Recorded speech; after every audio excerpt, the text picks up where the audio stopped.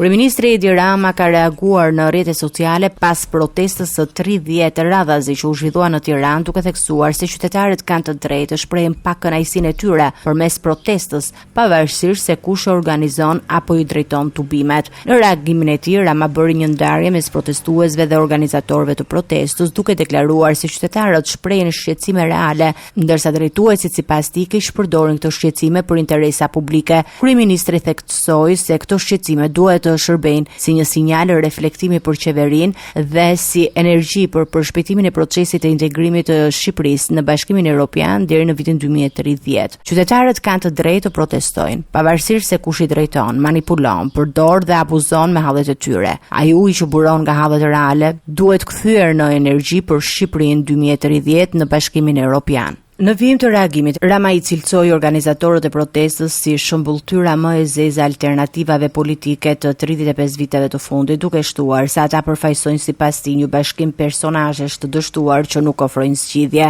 ndërsa Korja e shpifur, që ka bërë bashk plot dështak të zemëruar të Shqipërisë, turli lloj personazhesh që japin mend që si kanë dhe shfryjnë dufe mëdhefe për të cilat sua ka fajin askush veç vetes, duhet parë treguar pas një ngurrim mu siç është. Shëmbulltyra më e zezë e alternativave politike të këtyre 35 viteve. Në përfundim, kryeministri u shpreh se protesta do të afrojë më shumë qeverinë me qytetarët dhe se sipas tij protestuesit do të fitojnë së bashku me Shqipërinë, ndërsa organizatorët do dështojnë politikisht.